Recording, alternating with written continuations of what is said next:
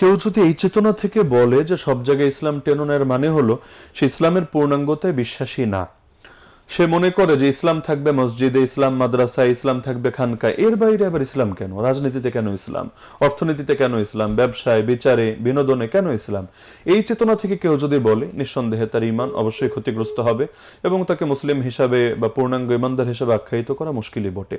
কিন্তু অনেক সময় দেখা যায় কেউ এই অর্থে বলে না, বরঞ্চ কখনো কোনো একটা পরিস্থিতিতে কেউ হয়তো তাকে অপমান করে ফেলেছে, সে কোনো কাজ করছে, ডাইরেক্ট বলছে আরে এটা হারাম, এটা ইসলামের দৃষ্টিতে নাজায়েজ, সে কথাটা উপস্থিত নিতে পারেনি।